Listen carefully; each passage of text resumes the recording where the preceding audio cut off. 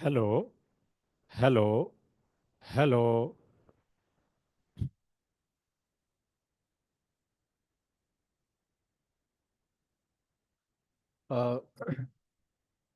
Hello.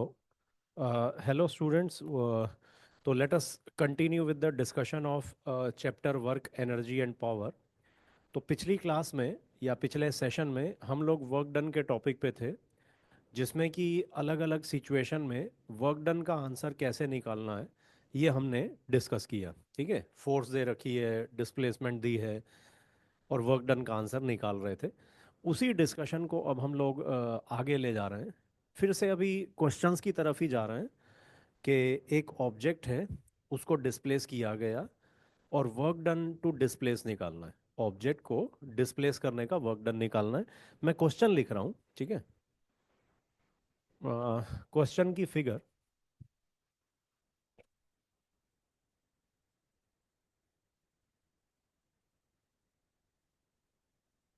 ये horizontal surface, इस पे एक सिलेंडर रखा हुआ है।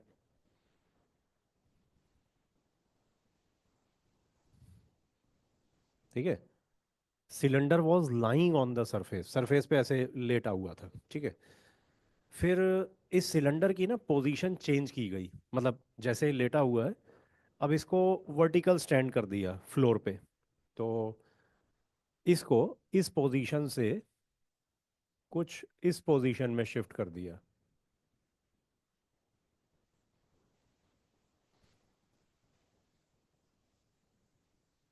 ठीक है, तो ये सिलेंडर की लेटस से पोजीशन ए और ये वाली जो है position B. Position A, position B. तो इसमें एक्चुअली वर्क डन निकालना है। सिलेंडर को पोजीशन ए से पोजीशन बी में शिफ्ट करने के लिए वर्क डन निकालना है। सिलेंडर का रेडियस अपने को दिया है, क्रॉस सेक्शनल रेडियस। सिलेंडर की हाइट दे रखी है और मास दे रखा है। ठीक है, तो cylinder shown has mass m, full stop, find work done to shift the find work done to shift the cylinder from position A to position B। ठीक है, find work done to shift the cylinder from position A to position B। हाँ, तो फिर सोचो कि किस तरीके से करेंगे।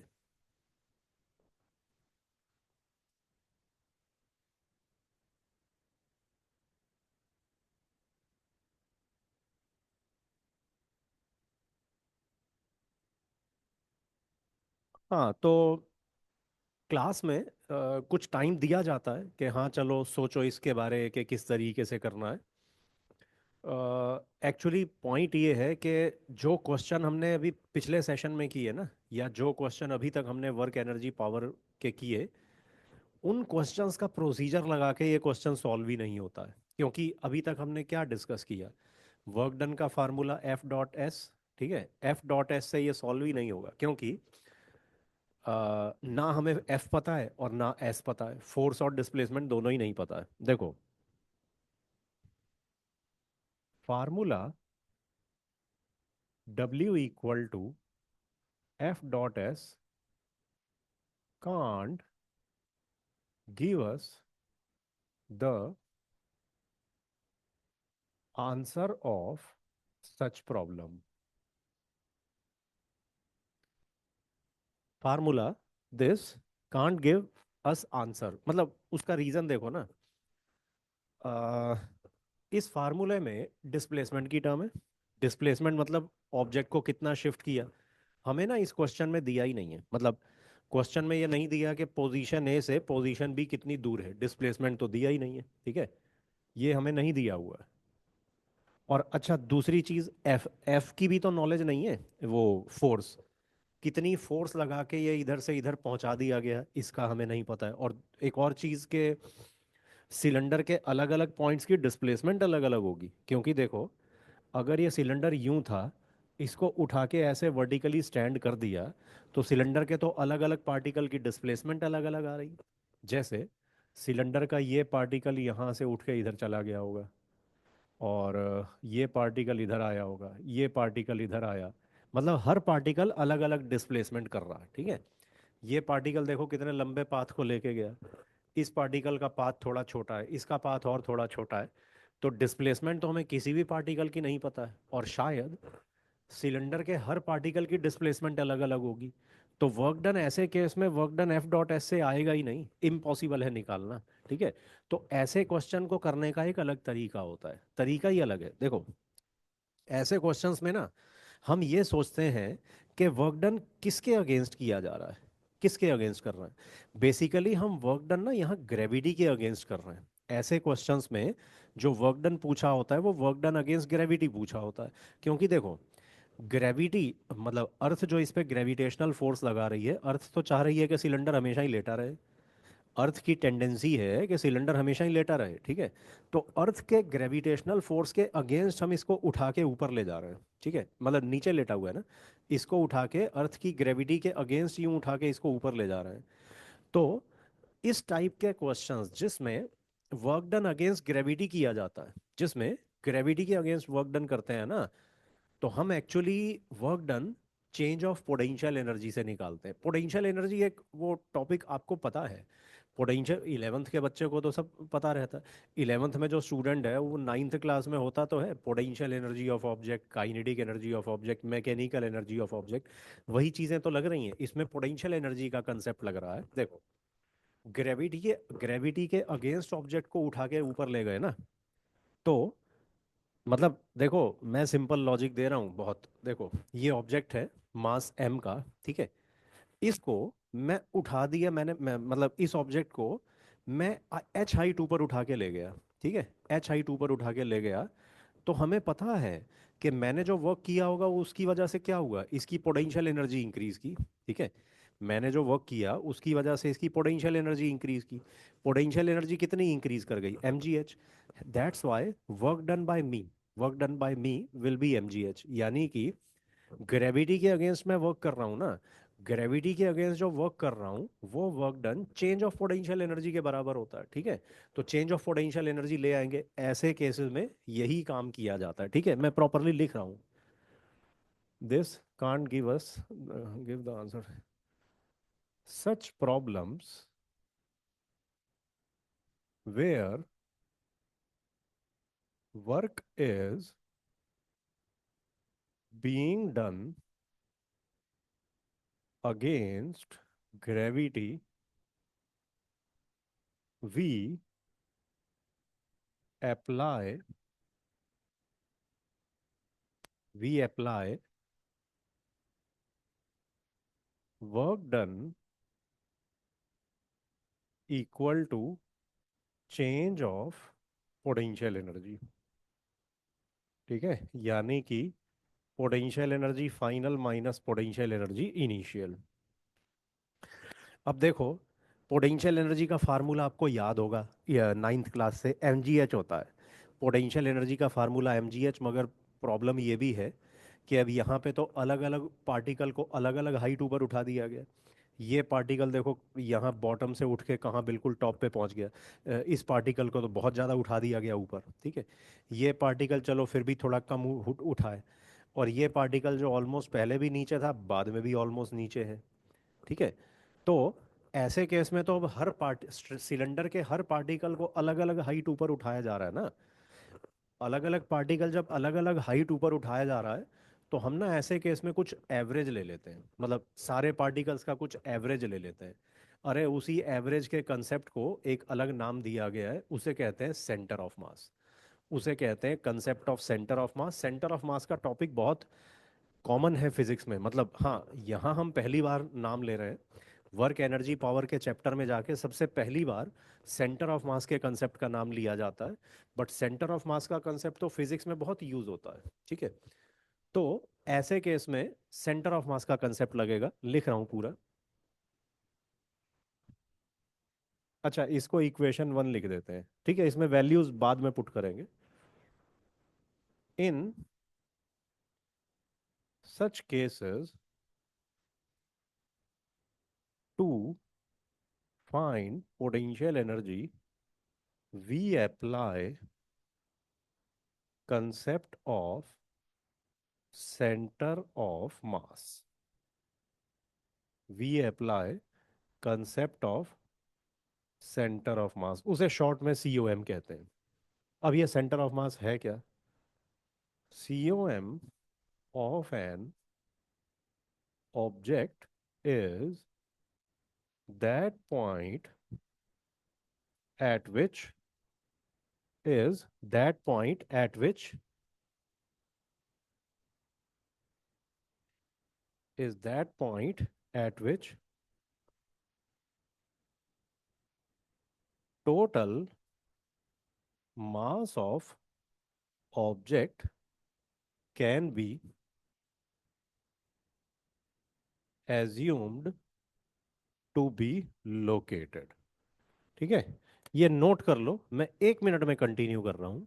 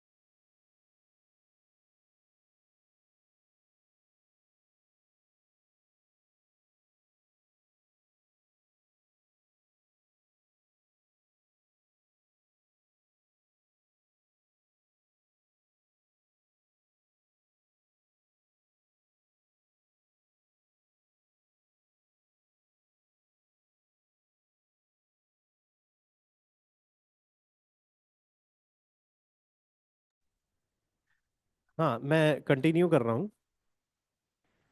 Total mass of object can be assume to be located. अच्छा, अब देखो, ये जो सिलेंडर है, इसका सेंटर ऑफ मास कहाँ होगा? वैसे तो सेंटर ऑफ मास जो है ना, सेंटर ऑफ मास पूरा एक टॉपिक है जो अगले चैप्टर में डिटेल में डिस्कस किया जाता है, ठीक है। मतलब एक चैप्टर है सिस्टम ऑफ पार्टिकल्स, उसमें होता है सेंटर ऑफ मास का कंसेप्ट। तो अभी work energy power present chapter में जितना सेंटर ऑफ मास का कंसेप्ट लग रहा है उतना डिस्कस कर रहे हैं। देखो, सेंटर ऑफ मास जो है ना, ऑब्जेक्ट का ज्योमेट्रिक सेंटर होता है, is that point at which total mass of object can be assumed to be located. Center of mass is geometric center of an object. Geometric center of an object. Geometric centre मतलब जो भी object का mid point है, जो भी object का mid point है। तो सिलेंडर का ये मिड पॉइंट है ना, इसको ये है सेंटर ऑफ मास, बिल्कुल मिडल ऑफ सिलेंडर, ठीक है। तो सिलेंडर का सेंटर ऑफ मास यहाँ से उठ के इधर आ गया। ठीक है। तो अ, अब हम इसका चेंज ऑफ पोटेंशियल एनर्जी निकाल लेंगे। ठीक है। तो अब देखो, चेंज ऑफ पोटेंशियल एनर्जी के लिए पोटेंशियल एनर्जी का फार्मूला आपको पता होगा, mgh होता है, mgh। अब वो जो पोटेंशियल एनर्जी के फार्मूला जो है ना mgh, उसमें h क्या होता है? h is actually height from a reference level. Potential energy के फार्मूले में जो h होता है वो height from a reference level होता है। रेफरेंस लेवल मतलब वो लेवल जहां से हम हाइट मेजर कर रहे हैं। ठीक है। रेफरेंस लेवल क्वेश्चन में कहीं भी लिया जा सकता है। रेफरेंस लेवल, अब जैसे रेफरेंस लेवल कहीं भी ले सकते हैं। जैसे ये फ्लोर है ना, फ्लोर, फ्लोर के ऊपर रेफरेंस लेवल ले सकते हैं, या जहाँ सेंटर ऑफ मास था ओरिजिनली उसी पे उसी पे रेफरेंस लेवल ले लिया। ठीक है।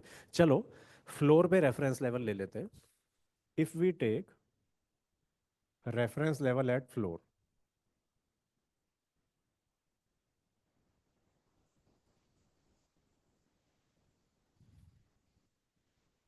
रेफरेंस लेवल एट फ्लोर,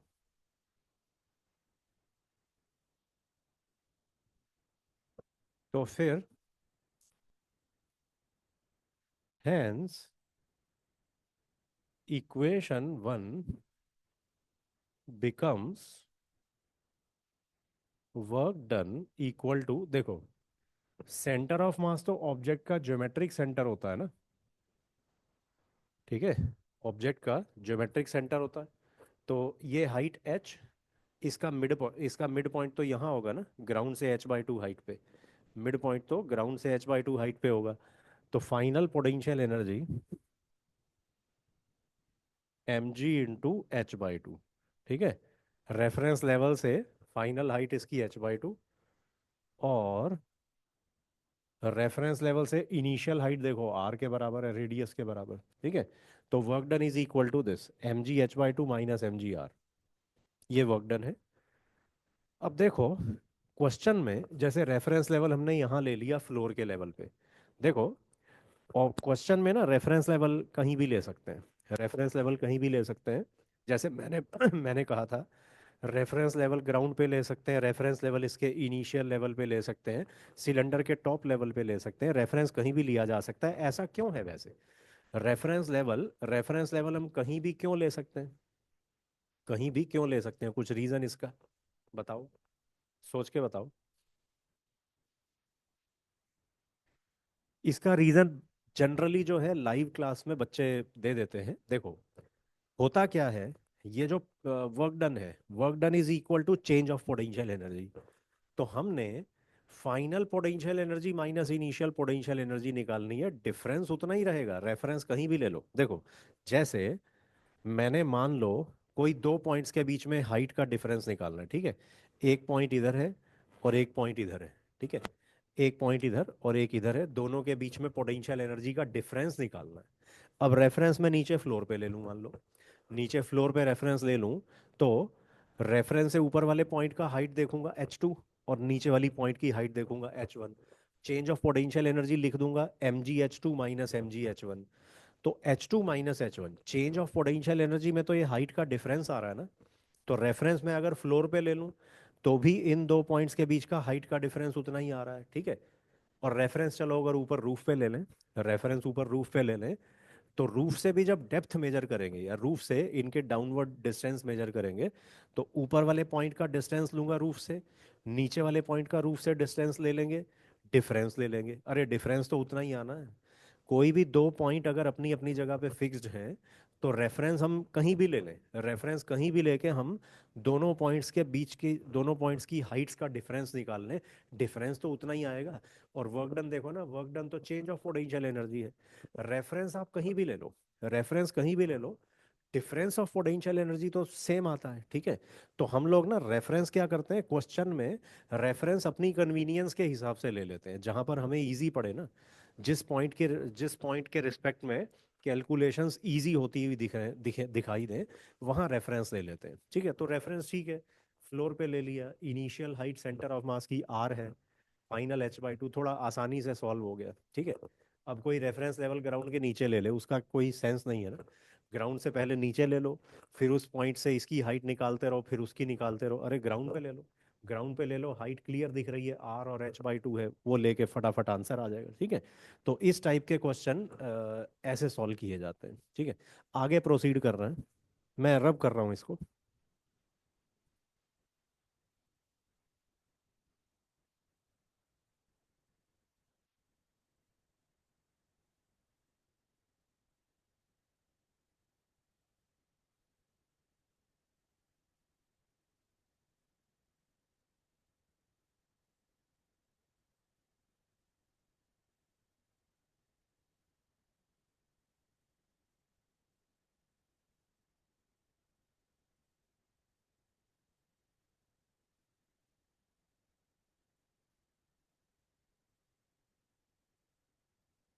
हाँ, आगे चल रहे हैं अगले क्वेश्चन पे।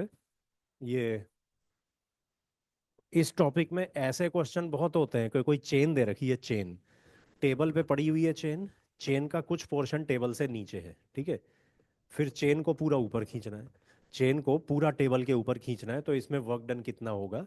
ऐसे क्वेश्चन बहुत कॉमन होते हैं इस टॉपिक में, इस टाइप के क्वेश्चंस कर रहे हैं। हाँ, ये एक टेबल, इस पे एक चेन पड़ी हुई है,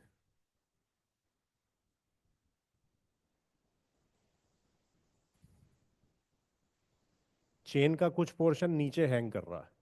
ठीक है, कुछ पोर्शन नीचे हैंग कर रहा है।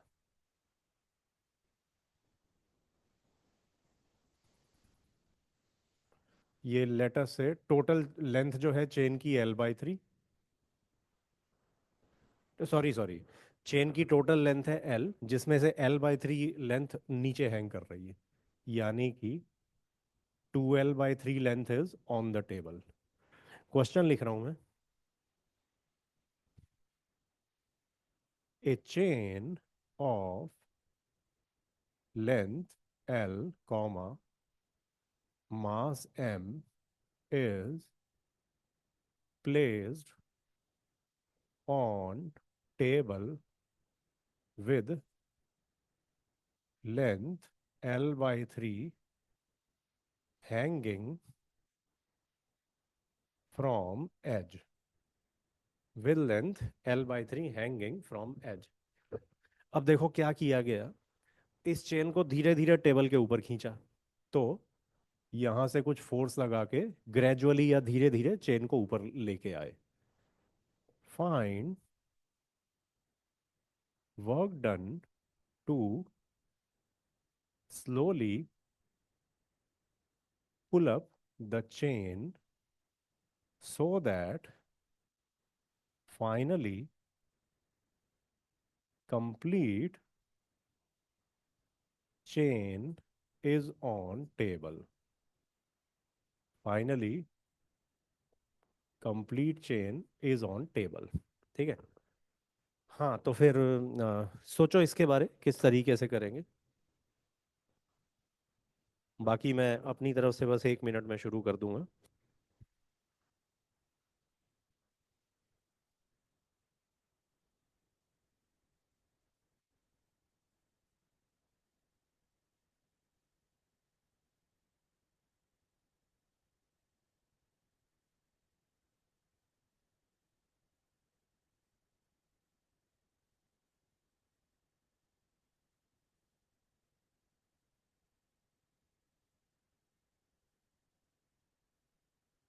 देखो,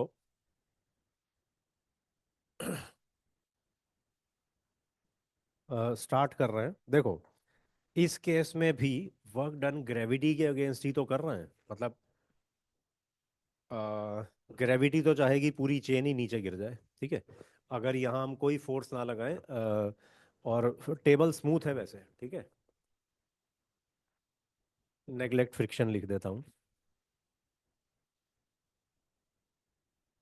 नेगलेक्ट फ्रिक्शन। ये अभी जो हम जितने क्वेश्चन ले रहे हैं सब में फ्रिक्शन नेगलेक्ट करके चल रहे हैं। हाँ, अगर यहाँ से कोई फोर्स ना लग रही हो, ठीक है, कोई फोर्स नहीं लग रही है, तो ग्रेविटी तो पूरी चेन को नीचे खींच लेगी और अल्टीमेटली चेन नीचे गिर जाएगी। स्मूथ सरफेस है ना, फ्रिक्शनलेस टेबल है। ठीक है, तो हमें बेसिकली चेन को ऊपर खींचने में ग्रेविटी के अगेंस्ट ही तो फोर्स लगानी पड़ रही है। ठीक है, ग्रेविटी पूरी चेन को नीचे खींचना चाह रही है, नीचे पुल करना चाह रही है, नीचे लाना चाह रही है, नीचे गिराना चाह रही है। ग्रेविटी के अगेंस्ट हम फोर्स लगा के इसको ऊपर खींच रहे हैं। तो कैटेगरी वाइज तो ये क्वेश्चन बिल्कुल पिछले क्वेश्चन की कैटेगरी में आ गया, जो सिलेंडर वाला क्वेश्चन था उसकी कैटेगरी में आ गया ये क्वेश्चन, ठीक है। तो इसमें हम work done to pull up the chain change of equal to change of gravitational potential energy से निकाल लेंगे, ठीक है। As we are doing work against gravity, hence work done equal to change of potential energy, change of potential energy of chain, ठीक है। Final potential energy minus initial potential energy. Potential energy का formula M G H होता है, M G H. और ये H क्या लेते हैं, हम एक रेफरेंस लेवल से हाइट लेते हैं। तो फिर यहाँ रेफरेंस लेवल क्या लेना चाहिए, सोच के बताओ। रेफरेंस लेवल हम कहाँ लेंगे इसमें। बच्चे जवाब दे ही देते हैं इसका। रेफरेंस लेवल का बेस्ट ऑप्शन है टेबल पे लेना, क्योंकि थोड़ा कैलकुलेशंस उसमें इजी पड़ेंगी। देखो, अगर हम रेफरेंस लेवल टेबल पर ही ले लेते हैं ना, तो मेन बेनिफिट तो ये है कि फाइनल पोटेंशियल एनर्जी जीरो हो गई। क्योंकि देखो, फाइनली जब पूरी चेन टेबल पे आ जाएगी, कंप्लीट चेन जब टेबल पे आ जाएगी, तो चेन का सेंटर ऑफ मास भी टेबल पर ही आ गया। चेन का सेंटर ऑफ मास भी टेबल पे आ गया। तो जब centre of mass he table पे आ गया, तो फिर तो वो फाइनल पोटेंशियल एनर्जी अगर लिखोगे तो एम जी इंटू ज़ीरो हो जाएगा ना, ठीक है। सेंटर ऑफ मास टेबल पे आ गया फाइनली इसका। इनिशियल पोटेंशियल एनर्जी में थोड़ा सोचें, तो इनिशियल पोटेंशियल एनर्जी में दो टर्म्स होनी चाहिए, क्योंकि चेन का वो पोर्शन जो टेबल के ऊपर है ऑलरेडी, इनिशियली चेन का वो पोर्शन जो टेबल के ऊपर है, इसकी पोटेंशियल एनर्जी अलग से लिख लेते हैं। और चेन का वो पोर्शन जो हैंग कर रहा है, इसकी पोटेंशियल एनर्जी अलग से लिखनी पड़ेगी, क्योंकि दोनों की अलग अलग कॉन्फ़िगरेशन है ना। एक पोर्शन तो टेबल के ऊपर है, दूसरा ऐसे हैंग कर रहा है। तो 2/3 of chain is on table, तो 2m/3 g इंटू ज़ीरो। क्योंकि 2m/3 पोर्शन का तो सेंटर ऑफ मास टेबल के ऊपर ही है ना, ठीक है। Plus m/3 g। अब इसको जरा ध्यान से देखना है, यहाँ हाइट हम l/3 नहीं ले लेंगे। m/3 मास चेन का नीचे हैंग कर रहा है, बट वो आप ये देखो ना कि m मतलब ये इसकी लेंथ l/3 है। अब अगर हम इसमें वर्क डन निकालें, थोड़ा सोच के देखो, ऊपर वाला जो ऊपर वाले चेन चेन जो है, ये लिंक्स से मिलके बनती है, ये छोटे छोटे लिंक्स कहे जाते हैं, ठीक है। लिंक से मिलके बनती है चेन। तो ऊपर वाले जो लिंक्स हैं, उनको ऊपर उठाने के लिए तो बहुत वर्क कम वर्क चाहिए, बहुत कम वर्क चाहिए, क्योंकि ऑलरेडी वो इतनी हाइट पे है, बस हल्का सा ऊपर ही तो खींचना है। यहाँ वाले चेन के लिंक हैं, उनको थोड़ी ज़्यादा वर्क चाहिए होगा, क्योंकि नीचे से खींच के लाना है। और जो सबसे नीचे है चेन का लिंक, उसको तो मैक्सिमम वर्क चाहिए होगा। तो सेंटर ऑफ मास ऐसे केस में ही तो हमारी हेल्प करता है। सेंटर ऑफ मास क्या है, एक तरीके से एवरेज ले लिया हमने। सेंटर ऑफ मास के कंसेप्ट का मतलब है कि एक तरीके से एवरेज ले लिया। तो ये जो चेन का इतना लंबा पोर्शन है ना, और सारे के सारे पोर्शंस को अलग अलग खींचने के लिए वर्क डन अलग अलग चाहिए, तो एवरेज लेके कर लो ना। सबका मीन ले लो, सबका एवरेज ले लो। सेंटर ऑफ मास का कंसेप्ट एक तरीके से एवरेज लेने का कंसेप्ट ही है। सेंटर ऑफ मास के कंसेप्ट में एवरेज ही लिया जाता है। तो इस पोर्शन का सेंटर ऑफ मास तो इधर होगा। टोटल लेंथ इसकी l/3 है, centre of mass geometric centre पे होता है, l/6 पे आएगा, ठीक है। तो m/3 g माइनस l/6, ये भी इंपॉर्टेंट है, याद रखना। Height measured above reference level is taken positive, height measured below reference level is taken negative. ये रेफरेंस लेवल है, ठीक है। तो इस पोर्शन का centre of mass reference level से नीचे है, रेफरेंस लेवल से नीचे है, तो ये हाइट माइनस में लेंगे, -l/6, ठीक है। तो सॉल्व करके ना, ये क्लियरली जो आंसर बन रहा है mgl/18। तो इस क्वेश्चन का आंसर है work done to pull the chain up is mgl/18, ठीक है। आगे चल रहे हैं, इसको रब कर रहा हूं मैं।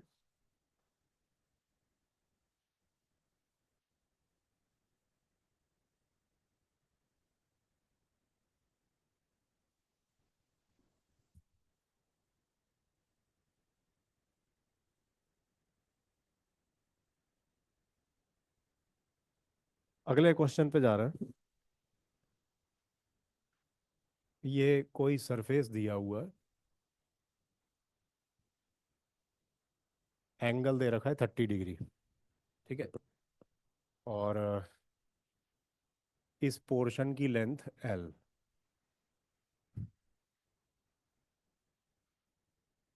और एक ना इस कॉर्नर से एक चेन हैंग कर रही है वर्टिकली।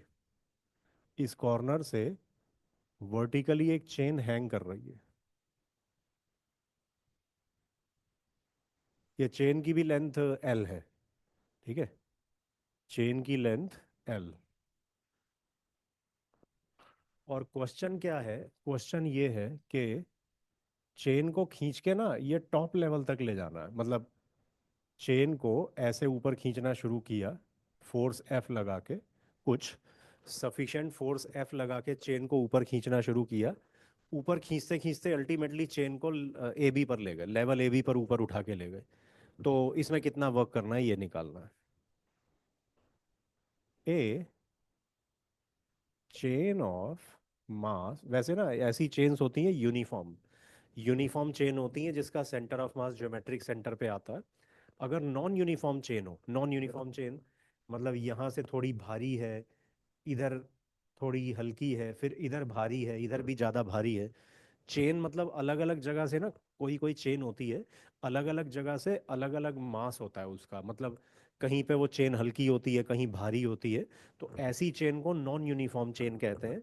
नॉन यूनिफॉर्म चेन का डिस्कशन आगे वाले चैप्टर्स में आएगा, प्रॉपर जहाँ सेंटर ऑफ मास डिटेल में डिस्कस किया जाता है उन चैप्टर्स में आएगा। यहाँ अभी फिलहाल वर्क एनर्जी पावर में जो इस टाइप के क्वेश्चंस है ना, इसमें यूनिफॉर्म चेन्स ही होती हैं। ठीक है। तो जो चेन है वो यूनिफॉर्म लेके ही क्वेश्चन सॉल्व होता है वर्क एनर्जी पावर चैप्टर में। बाकी फिर भी ज़्यादा क्लियर होने के लिए मैं यूनिफॉर्म चेन लिख रहा हूँ। एग्जाम में क्वेश्चन आएगा उसमें यूनिफॉर्म चेन लिखा होगा, क्योंकि एग्जाम में किसी क्वेश्चन में थोड़ी पता होता है कि ये क्वेश्चन कौन से चैप्टर का है। ठीक है। तो एग्जाम में जो क्वेश्चन आएगा उसमें यूनिफॉर्म चेन लिखा होगा। चलो फिर भी हम अपनी तरफ से, मैं इसे स्टेटमेंट बेटर कर देता हूँ। मतलब चेन वाले जो क्वेश्चंस हम कर रहे हैं सब में यूनिफॉर्म चेन ही है। इससे पहले एक सिलेंडर वाला क्वेश्चन था, पोजीशन ए से उठा के पोजीशन बी पे लेके गए, वो भी यूनिफॉर्म सिलेंडर ही था। ठीक है। हाँ। A uniform chain of mass m, comma length l hangs from edge as shown. Find work done to slowly pull up this chain such that finally the chain is on level AB. Finally, the chain is on level AB. ठीक है। तो इस chain को खींच के ऊपर ले गए लेवल AB पे। तो जैसे हम पिछला क्वेश्चन किए थे ना, लगभग वैसे ही है इसकी अप्रोच, कोई ये अलग नहीं है। तो वही है, चेंज ऑफ पोटेंशियल एनर्जी से निकलेगा work done equal to change of potential energy, final potential energy minus initial potential energy. अब चेन को यहाँ से उठा के ऊपर ले गए ना, तो फाइनली ये चेन इस पोजीशन पे। ठीक है। तो फिर बताओ रेफरेंस लेवल कहाँ लें? रेफरेंस लेवल, रेफरेंस लेवल इधर ले लेते हैं। इधर लेना ठीक रहेगा, या टॉप पे भी ले सकते हैं, क्योंकि वो वर्क डन तो चेंज ऑफ पोटेंशियल एनर्जी होता है ना, चेंज तो हमेशा सेम रहेगा, रेफरेंस कहीं भी ले लें। चलो इधर ले लेते हैं रेफरेंस लेवल। रेफरेंस लेवल इधर ले लिया। ठीक है। तो फिर अच्छा, अब ये L, इसे मान लेते हैं H। तो फाइनल पोटेंशियल एनर्जी तो mgh होगी, mgh। क्योंकि देखो ना, जब पूरी चेन अगर लेवल ए बी पर पहुंच गई तो चेन का सेंटर ऑफ मास भी तो यहीं आ गया। चेन का फाइनल सेंटर ऑफ मास भी तो इधर ही है। तो फाइनल पोटेंशियल एनर्जी तो इसकी mgh लेंगे। ठीक है। Initial potential energy reference level इधर है, और ये सारा हमने डिस्कशन कर लिया है कि इस पूरी चेन को इसके सेंटर ऑफ मास से रिप्लेस करेंगे। ठीक है, इसका सेंटर ऑफ मास चेन के मिडल पे होगा, चेन के मिडल पे। ठीक है, जस्ट ए मिनट।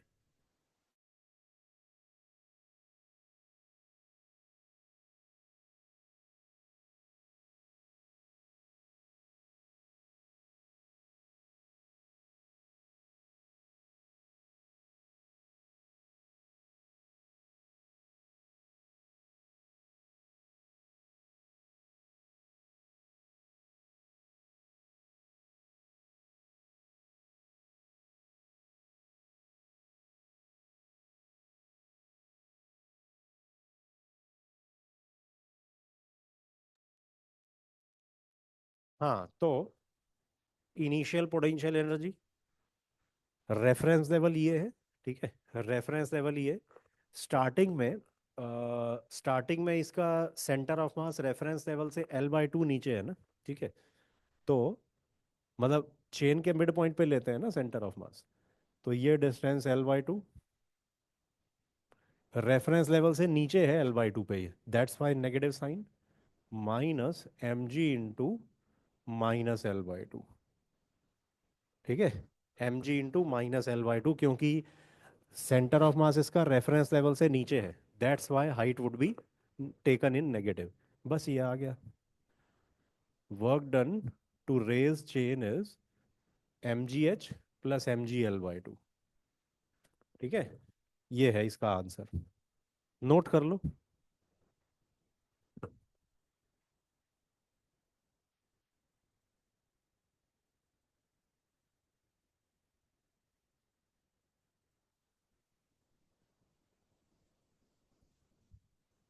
इसको रब कर रहा हूँ, आगे चलते हैं।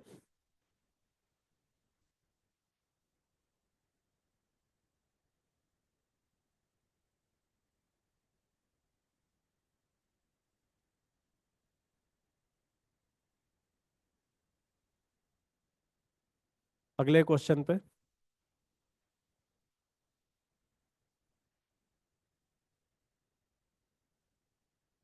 ये ऐसे एक, ये एक ट्रायंगुलर वेज है।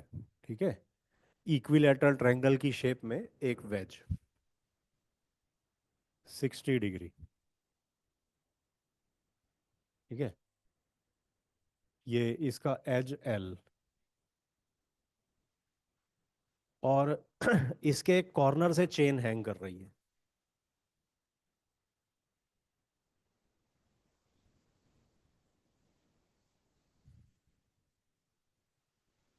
ये इसकी नेमिंग कर देते हैं ABC। ठीक है, चेन की लेंथ है 2L,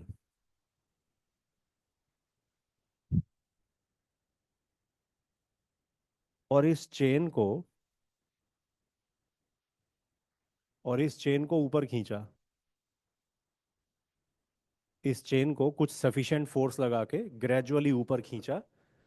और अगर आप ध्यान से देखो, ये है इक्विलैटरल ट्रायंगल, इक्विलैटरल ट्रायंगल है, तो ये एज और ये एल दोनों, मतलब ये दोनों एज भी एल के बराबर ही हुए। इस चेन को अगर ऊपर खींचना हम शुरू कर दें, ठीक है, तो कुछ टाइम के बाद ये चेन पूरी तरह से इसको कवर कर लेगी। ठीक है, ये चेन पूरी तरह से इस पोर्शन को कवर कर लेगी, ए से लेके सी तक। मैं ये कह रहा हूँ, ये चेन इधर आ जाएगी। ठीक है, तो ये काम करने में वर्क डन निकालना है। ठीक है, मैं क्वेश्चन पूरा लिख रहा हूँ, उसमें इसका मीनिंग क्लियर हो जाएगा।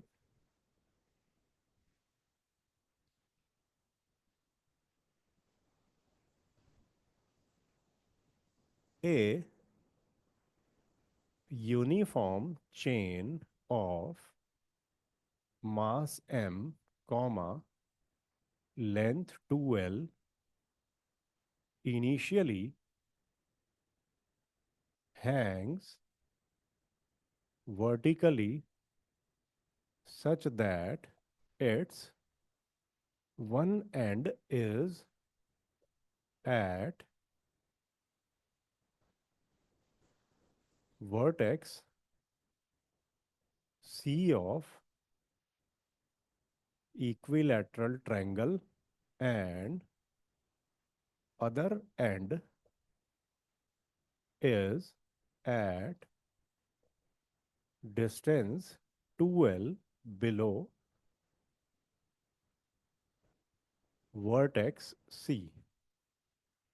ठीक है, and other and is at distance 2L below vertex C. अब इस चेन को ग्रेजुअली ऊपर पुल करना शुरू किया. Find work done to slowly pull up slowly pull up the chain, slowly pull up the chain such that finally it covers the triangular wedge from A to C as shown.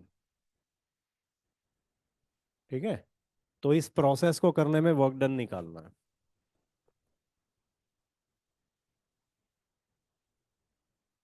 हाँ, सोचो इसके बारे.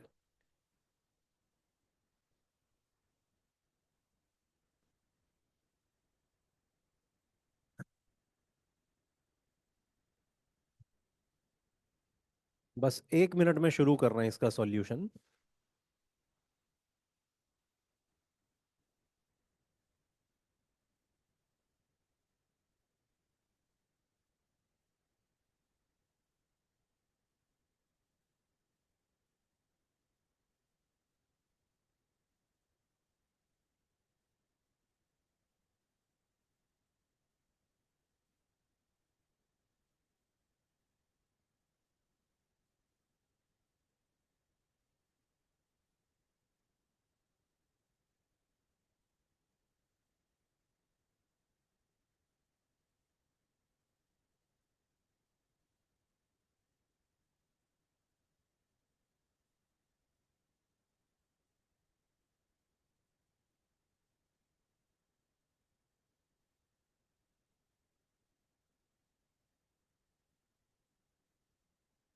Hello. Hello. हाँ, तो इसमें work done equal to change of potential energy, potential energy final minus potential energy initial. ठीक है, तो अब ये सोच रहे हैं कि रेफरेंस लेवल कहाँ लें. रेफरेंस लेवल या ट्रायंगल के बॉटम पे ही ले लेते हैं. रेफरेंस.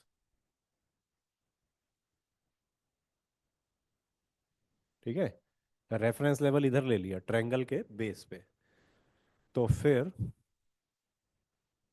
देखो, इनिशियली तो चेन का सेंटर ऑफ मास उसके मिड पॉइंट पे है, यानी कि वर्टेक्स सी से एल लेंथ नीचे, क्योंकि चेन की टोटल लेंथ 2L है ना, तो सी से एल लेंथ नीचे होगा इनिशियली इसका centre of mass. Finally chain का सेंटर ऑफ मास पहुंच गया बी पे, सेंटर ऑफ मास बी पे. चेंज ऑफ पोटेंशियल एनर्जी ले लेंगे, एम जी. ये ये एल है ना, ये एल. तो फिर ये हाइट होगी एच, तो ये आ जाएगा H upon L equal to sin 60 degree, H equal to √3L/2. ठीक है, तो M G into √3L/2 minus M G into -L, क्योंकि स्टार्टिंग में इसका reference, sorry, centre of mass reference level से एल नीचे है. ठीक है, तो एम जी इंटू -L. ये सॉल्व करके आ गया mgl √3/2 + 1. ठीक है, ये इसका आंसर. तो कई बार, इनफैक्ट जब ये क्वेश्चन क्लास में दिया जाता है, ज्यादातर बच्चे यही आंसर निकालते हैं. Interestingly this answer is wrong. ये आंसर गलत है. ये गलत है. ठीक है, वर्क डन मतलब इस क्वेश्चन में वर्क डन का आंसर ये नहीं आएगा. वैसे क्यों ये गलत है, कोई बता सकता है क्या? सोच के बताओ, ये क्यों गलत है? इसका जो एरर है ना, मतलब कोई 50 में से कोई एक बच्चा बता पाता है, 50 में से कोई एक बच्चा बता पाता है। मतलब है उस टाइप का, थोड़ा इसमें थॉट प्रोसेस इन्वॉल्व है, ठीक है। मतलब क्वेश्चन थोड़ा हायर लेवल का है, मतलब जेई जेई एडवांस के लेवल पे जो क्वेश्चन दिखते हैं ज़्यादातर उस टाइप का है ये क्वेश्चन। हाँ, इसमें गलती क्या है, गलती ये है देखो, स्टार्टिंग में ना, स्टार्टिंग में इसका सेंटर ऑफ मास इधर है, मतलब स्टार्टिंग में इसका सेंटर ऑफ मास चेन के मिड पॉइंट पे है। फाइनल इसका सेंटर ऑफ मास चेन के मिड पॉइंट पे नहीं लेना है, क्योंकि ना चेन की शेप चेंज हो गई। सेंटर ऑफ, जब ऑब्जेक्ट की शेप चेंज हो जाती है ना, तो सेंटर ऑफ मास की पोजीशन भी बदल जाती है। मैं एक सिंपल एग्जांपल दे रहा हूँ, देखो। जैसे मान लो, चलो ये एक चेन है, ठीक है। ये एक चेन है, इसका सेंटर ऑफ मास तो डेफिनेटली हम इसके मिड पॉइंट पे ही बोलेंगे, ये मिडल पॉइंट पे इसका सेंटर ऑफ मास। अब इस चेन को हमने चलो ऐसे गोल घुमा के ना रिंग बना दी, चेन को ऐसे गोल घुमा के एक रिंग बना दी है, यानी कि चेन की एक रिंग बना दी है हमने ऐसे, ठीक है। तो इसमें बताओ इसका सेंटर ऑफ मास कहाँ है?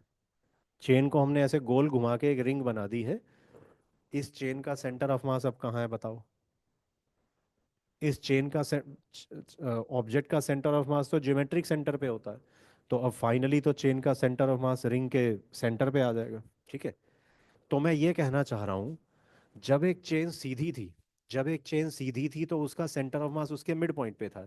अरे जब उसी चेन को हमने ऐसे राउंड कर दिया ना, रिंग की फॉर्म में लपेट दिया है, तो उसका सेंटर ऑफ मास यहाँ पे आ गया, रिंग के सेंटर पे आ गया, ठीक है। तो सेंटर ऑफ मास जो है ना, वो ऑब्जेक्ट से बाहर भी हो सकता है। जैसे इस केस में, अगर चेन ऐसे सीधी पड़ी है, इसका सेंटर ऑफ मास बिल्कुल चेन के अंदर है। अब यहाँ पे अगर चेन को राउंड कर दिया तो इसका सेंटर ऑफ मास तो चेन के बाहर है, यहाँ पे आ गया इसका centre of mass. Centre of मास यहाँ है, चेन के मटेरियल से तो बाहर निकल गया ना। तो अगर हम किसी ऑब्जेक्ट की शेप या साइज बदल देते हैं ना, ऑब्जेक्ट की शेप चेंज कर देते हैं, तो सेंटर ऑफ मास उसका शिफ्ट कर जाता है। यही कंसेप्ट इस क्वेश्चन में लगेगा, यही एग्जैक्ट कंसेप्ट इस क्वेश्चन में है। हैंगिंग केस में चेन का सेंटर ऑफ मास उसके मिड पॉइंट पे था, ठीक है। अब जब ये चेन वेज के ऊपर चली गई, इसका सेंटर ऑफ मास यहाँ लेना गलत है। अब देखो ना, चेन तो इस शेप में पहले तो वो चेन पूरी सीधी थी, अब यहाँ पे बीच में बेंड हो गई चेन। तो अब आप ऐसा सोचो, चेन के इतने पोर्शन का सेंटर ऑफ मास इसके मिडल पे होगा, ठीक है। चेन के इतने पोर्शन का सेंटर ऑफ मास इसके अपने मिडल पे होगा। तो दोनों का कंबाइंड सेंटर ऑफ मास तो दोनों के बीच में आना चाहिए ना। तो चेन के इस पोर्शन का सेंटर ऑफ मास यहाँ पर है, चेन के इस पोर्शन का सेंटर ऑफ मास इधर, तो ओवरऑल सेंटर ऑफ मास तो इसके मिडल पे आएगा ऐसे। ओवरऑल सेंटर ऑफ मास, क्योंकि एक हाफ चेन का सेंटर ऑफ मास इधर है, इधर वाली हाफ चेन का सेंटर ऑफ मास इधर, तो ओवरऑल एवरेज तो दोनों के बीचों बीच आएगी ना। तो सेंटर ऑफ मास बेसिकली यहाँ पर होगा, यानी कि टोटल हाइट h है ना, तो ये थोड़ा सिमेट्रिकली हमें दिख रहा है, ये हाइट h/2 होगी। चेन के फाइनल सेंटर ऑफ मास की पोजीशन रेफरेंस लेवल से h/2 ऊपर होगी, ठीक है। तो वैसे ना थोड़ा, फ्रैंकली स्पीकिंग, ये थोड़ा जेई एडवांस के लेवल का प्रॉब्लम है, ठीक है। Just a minute.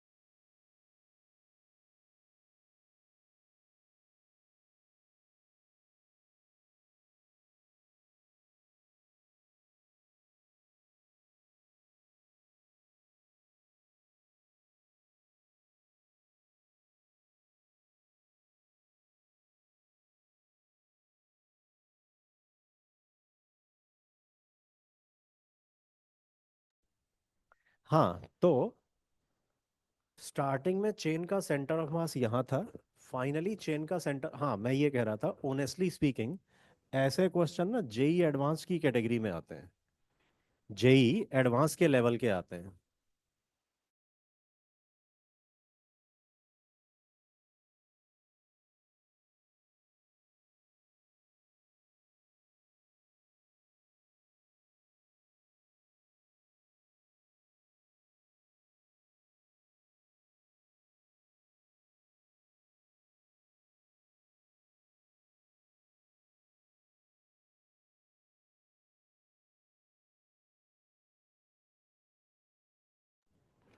हाँ, तो मैं ये कह रहा था। हाँ, ये ना, ये क्वेश्चन थोड़ा जेई एडवांस के लेवल का है, मतलब आईआईटी मेंस से ऊपर है थोड़ा इसका लेवल, और नीट के लेवल से भी ऊपर का ही है, ठीक है। हाँ, तो बस फिर हो गया ये तो क्वेश्चन अब। तो wrong. It is wrong because as shape of chain is finally changed as shape of chain is finally changed, its center of mass will not be in the, एक minute, is finally changed, its center of mass may not remain in middle of chain। Middle of chain मतलब starting में middle of chain ये है, finally middle of chain ये है। तो finally centre of मास अब यहाँ मिडल ऑफ चेन पे नहीं है ना, मिडल ऑफ चेन पे नहीं है, वो इधर आ गया, ठीक है। तो बस अब फाइनल एक्चुअल सॉल्यूशन पे जा रहे हैं। तो ये तो रॉन्ग था, अब सही क्या था उसकी तरफ जा रहे हैं।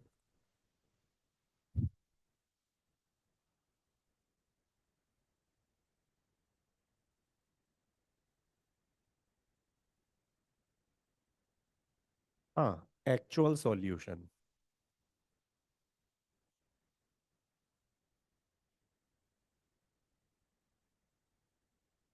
वर्क डन इक्वल टू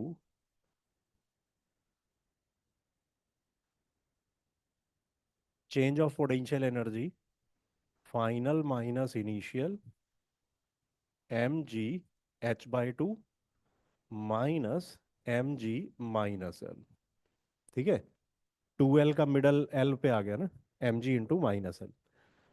तो फिर ये mg इंटू √3l/4, क्योंकि ये h हमने निकाला था √3l/2।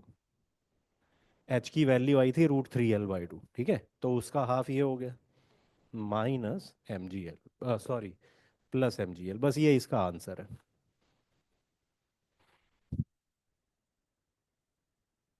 ठीक है। ये इसका आंसर है। तो बस इसके साथ अब आगे चलते हैं, अगले क्वेश्चन पे जा रहे हैं। इसको रब कर रहा हूँ मैं।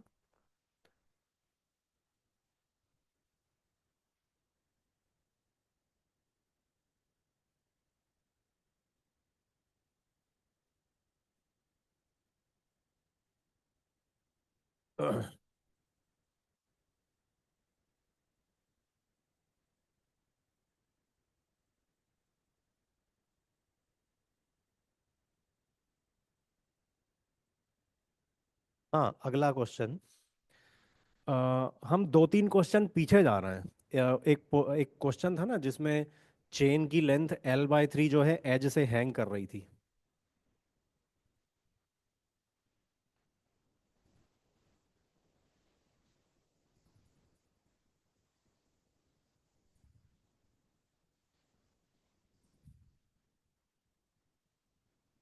l/3, ठीक है। तो इस इस क्वेश्चन में हमने डिस्कस किया था कि चेन को पूरी तरह से ऊपर खींचने में कितना वर्क चाहिए, mg l/18, ठीक है। अब इस क्वेश्चन का एक दूसरा फॉर्म डिस्कस कर रहे हैं। यहाँ पे कोई फ्रिक्शन नहीं था, ठीक है। हमने मान लो चेन को छोड़ दिया, चेन को हमने छोड़ दिया है। तो ऑफ कोर्स ये जो पोर्शन चेन का हैंग कर रहा है, ये जो पोर्शन हैंग कर रहा है, इसके वेट की वजह से चेन नीचे आने लगेगी। इसके वेट के इफेक्ट की वजह से चेन नीचे की तरफ खिसकने लगेगी। तो एक टाइम तो आएगा जब चेन पूरी ही टेबल से नीचे गिर जाएगी, ठीक है। तो एक टाइम ऐसा आएगा जब चेन इस पोजीशन पे आ गई होगी, मतलब इस पोजीशन पे कहने का मतलब है कि पूरी की पूरी चेन यहाँ होगी, ठीक है। चेन का ये कॉर्नर इधर होगा, ठीक है। पूरी चेन इधर होगी और ये चेन नीचे गिर रही होगी। इसके ऊपर मैं नहीं बना सकता हूँ ना, इसके ऊपर कैसे चेन बना दूँ, वो तो फिगर ही सारी कंफ्यूजिंग हो जाएगी, ठीक है। तो जब ये चेन टेबल को छोड़ देगी तो कुछ ये स्पीड अटेन कर चुकी होगी, वो स्पीड निकालनी है। ठीक है, ये उस टाइप का क्वेश्चन है। Neglect friction full stop chain is released with length L by 3 hanging from the edge। ठीक है, find speed of chain, find speed of chain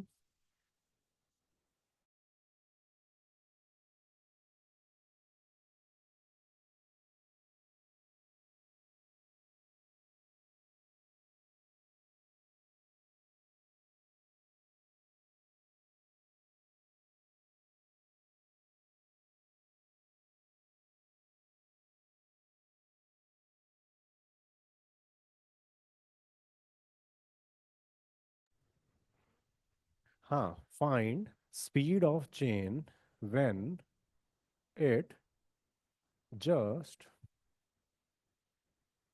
leaves table।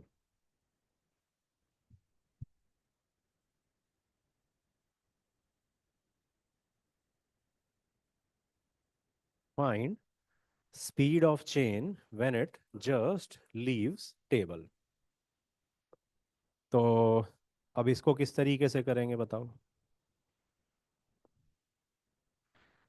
देखो, प्रेजेंटली प्रेजेंटली जितना अभी हमने वर्क एनर्जी पावर में discuss किया है ना 1.5-2 घंटे में, उसके हिसाब से क्वेश्चन ये भी थोड़ा टफ टाइप का है, मुश्किल टाइप का क्वेश्चन है।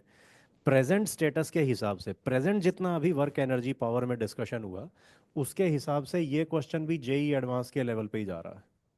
ठीक है, बट एब्सोल्यूटली स्पीकिंग जो बच्चा पूरा वर्क एनर्जी पावर चैप्टर आखिरी तक कर चुका है, उसकी प्रैक्टिस कर चुका है, उसके हिसाब से तो ये क्वेश्चन आसान ही है। ठीक है, बट प्रेजेंट सिचुएशन के अकॉर्डिंग मैं कह रहा हूँ, जितना अभी हमने वर्क एनर्जी पावर चैप्टर का एलिमेंट्री स्टार्टिंग का ही डिस्कशन किया है, उसके अकॉर्डिंग ये क्वेश्चन थोड़ा डिफिकल्ट लेवल का है, जेई एडवांस के लेवल का है।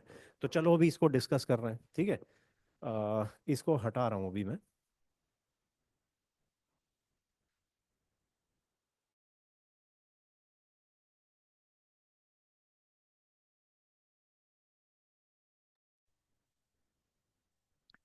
हाँ, तो अब इसके सॉल्यूशन के साथ प्रोसीड कर रहे हैं। देखो, इस टाइप का जो क्वेश्चन है ना, आ, ऐसे क्वेश्चन में वैसे बच्चे इस चीज़ को जज कर लेते हैं, जैसे जैसे ये चेन नीचे आ रही है इसकी स्पीड बढ़ रही है। इसकी स्पीड क्यों बढ़ रही है? मतलब देखो, जैसे मैंने एक ऑब्जेक्ट ये छोड़ा, ठीक है, एक ऑब्जेक्ट मान लो इस पोजीशन से छोड़ा, जैसे जैसे ये ऑब्जेक्ट नीचे गिरता है इसकी स्पीड बढ़ती चली जाती है। यहाँ से मैंने एक ऑब्जेक्ट को छोड़ा है, जैसे जैसे ये ऑब्जेक्ट नीचे गिरता है इसकी स्पीड बढ़ती चली जाती है। क्यों बढ़ती है? क्योंकि ये, मतलब हमें छोटी क्लासेस से भी पता रहता है, इस ऑब्जेक्ट की ना मैकेनिकल एनर्जी कंजर्व रहती है। Mechanical energy means summation of kinetic energy and potential energy. तो जैसे जैसे ऑब्जेक्ट ऊपर से नीचे आता है ना, इसकी काइनेटिक एनर्जी तो बढ़ रही है मगर पोटेंशियल एनर्जी घट रही है। तो ऐसे केस में हम कहते हैं कि इसकी पोटेंशियल एनर्जी काइनेटिक एनर्जी में कन्वर्ट हो रही होगी। ऊपर से नीचे आ रहा होगा तो इसका जो पोटेंशियल एनर्जी का जो लॉस होगा ना, वो गेन ऑफ काइनेटिक एनर्जी में कन्वर्ट हो जाता है। तो इसे हम कंजर्वेशन ऑफ एनर्जी कहते हैं। यानी कि जैसे जैसे चेन ऊपर से नीचे स्लिप कर रही है ना, चेन की पोटेंशियल एनर्जी का लॉस हो रहा है और काइनेटिक एनर्जी का गेन हो रहा है। ठीक है, तो इसमें हम क्या करेंगे, चेन का जो लॉस ऑफ पोटेंशियल एनर्जी है ना, that will convert to kinetic energy of chain. As chain slides down, its potential energy keeps converting to kinetic energy। तो loss of potential energy equal to gain of kinetic energy। ठीक है, loss of potential energy equal to gain of kinetic energy. और loss निकालने के लिए ना ऐसे किया जाता है, initial minus final. Potential energy के लॉस का मतलब होता है initial potential energy minus final potential energy. जैसे लॉस में इनिशियल माइनस फाइनल क्यों कर रहे हैं, जैसे मान लो हमारे पास 100 रुपीज़ हैं, 100 रुपीज़ हैं और कुछ हमने 100 रुपीज़ हैं और कुछ लॉस होने की वजह से ना वो 70 रुपीज़ रह गए, ठीक है। 100 रुपीज़ हैं बट कुछ लॉस होने की वजह से 70 रुपीज़ ही रह गए। तो लॉस कितना आया, initial value minus final value. Initial हमारे पास अमाउंट था 100 रुपीज़, फाइनल बचा 70, तो 100 - 70 30 रुपीज़ का लॉस हुआ। तो लॉस जब हम निकालते हैं ना वो हमेशा इनिशियल माइनस फाइनल वैल्यू होता है, ठीक है। तो इनिशियल माइनस फाइनल यानी loss of potential energy equal to gain of kinetic energy, तो इसका हाफ एम वी स्क्वायर ही होगा। Gain of kinetic energy, chain की काइनेटिक एनर्जी तो हाफ एम वी स्क्वायर ही लिखेंगे ना। तो initial potential energy, potential energy के लिए तो कोई रेफरेंस लेवल लेते हैं। Let us take reference level on table itself. Reference level, reference level table पे ले लिया। तो चेन का जो पोर्शन टेबल के ऊपर है इसका मास है 2m/3 जी। हाइट इसकी 0, क्योंकि इसका सेंटर ऑफ मास टेबल के ऊपर ही है ना। 2m/3 मास का सेंटर ऑफ मास तो टेबल के ऊपर है, प्लस m/3 जी -l/6, जैसे हमने पिछले क्वेश्चन किए, ठीक है। ये l/3, तो सेंटर ऑफ मास तो इसका l/6 नीचे है ना, और रेफरेंस लेवल से नीचे है। रेफरेंस लेवल से नीचे, that's by negative height, -l/6। Final potential energy, final final इसकी जो हाइट है रेफरेंस लेवल से नीचे।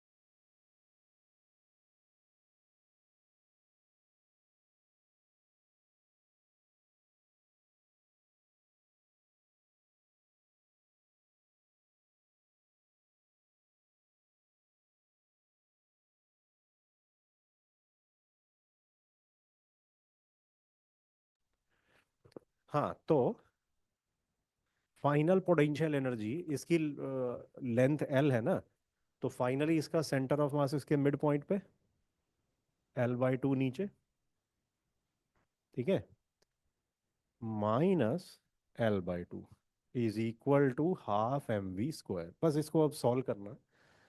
तो ये है, ये आ जाएगा हाफ -1/18, 9 माइनस ये आ जाएगा 4/9, 4/9 mgl equal to half M V square. M से एम कट गया, तो v की वैल्यू आ रही है इतनी, √8 gl/9, ठीक है। तो जितनी स्पीड से चेन के आखिरी, मतलब जब ये चेन ने टेबल को छोड़ दिया उस मोमेंट पे चेन की स्पीड इतनी है, √8 gl/9। आई रिपीट, ये क्वेश्चन हमने जो टेक्निक लगाई है ना, इस मेथड को बोलते हैं conservation of energy. Conservation of energy के हिसाब से ये क्वेश्चन कोई ज़्यादा टफ नहीं है। मतलब जो स्टूडेंट वर्क एनर्जी पावर पूरा चैप्टर कर चुका है, उसके सफिशिएंट नंबर ऑफ क्वेश्चंस की प्रैक्टिस कर चुका है, उसके लिए ये क्वेश्चन इजी ही है। मगर अभी जहाँ तक हमने डिस्कस किया 2.5-3 घंटे में इस चैप्टर को, और उस टाइम एकदम बच्चे के सामने, 11th के बच्चे के सामने ये क्वेश्चन आ जाए, 12th पास वाले के नहीं। 12th पास वाला बहुत कुछ पढ़ रखा होता है पहले। 11th के बच्चे के सामने ये क्वेश्चन आ जाए वर्क एनर्जी पावर के 2.5-3 घंटे पढ़ने के बाद, तो उसके लिए ये क्वेश्चन जेई एडवांस के लेवल का। मतलब मैं ये कहूँगा, 11th का बच्चा, 11th का बच्चा जिसको अभी बेसिक्स ही आते हैं और जिसने जेन्युइन तरीके से सिर्फ 2.5-3 घंटे यही पढ़ा है जो मैंने अभी 2 सेशंस में पढ़ाया है, और उसके बाद वो बच्चा अगर खुद से ये आंसर निकाल रहा है ना, तो वो जेई एडवांस क्वालिफाई करने के लेवल का बच्चा है वो, ठीक है। प्रोवाइडेड उसने ऐसा क्वेश्चन पहले ही नहीं किया हुआ है। उस केस में, ठीक है। तो मैं ये कह रहा हूँ, तो उस कॉन्टेक्स्ट में मैंने इसको जेई एडवांस का नाम दिया था। बाकी जो बच्चा पूरा चैप्टर कर चुका है या 12th पास का स्टूडेंट है या वर्क एनर्जी पावर पूरा चैप्टर कर चुका है, उसके लिए तो ये क्वेश्चन एक कॉमन क्वेश्चन हो जाएगा इस चैप्टर का, ठीक है। एनीवे, तो I am ending the session here, और बाकी हम फ्यूचर सेशंस में और कुछ टॉपिक्स डिस्कस करते रहेंगे टाइम टू टाइम, ठीक है। Okay, have a nice day, take care of yourself, okay bye.